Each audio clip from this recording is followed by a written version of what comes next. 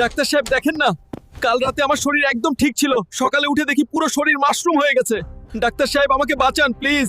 Hulk, তোমার শরীর পুরোপুরি মাশরুম কেমিক্যালে নষ্ট হয়ে গেছে, এটা ঠিক করা সম্ভব না। ডাক্তার সাহেব আপনি এসব কি বলছেন? আমি কি করব রে? যদি গ্রামবাসীরা আমার এই অবস্থা দেখে ফেলে, সবাই আমার নিয়ে হাসাহাসি করবে। ওই সেই মাশরুম চিপস, এটা খেয়েই আমার এই অবস্থা হয়েছে। এবার এই ফ্যাক্টরিতে গিয়েই আসল সত্য বের করতে হবে। গেটে তো সিকিউরিটি বসে আছে, ভেতরে ঢুকবো কিভাবে? আচ্ছা, পাশে যে ডেলিভারি ট্রাকটা আছে ওটার ভেতর লুকিয়েই ঢুকতে হবে। শোনো, এই কেমিক্যাল সব চিপসের সাথে মিশিয়ে পুরো গ্রামে ছড়িয়ে দেবে, তারপর আমরা এর ওষুধ বানিয়ে কোটি কোটি টাকা কামাবো। তোরাই আমার এই অবস্থার জন্য দায়ী। এই কে রে তুই? কোনকার ডন যে এখানে এসে ডনগিরি মারাচ্ছিস? দেখলে তো মনে হয় কেউ তোকে বডিতে মিউট দিয়ে দিয়েছে।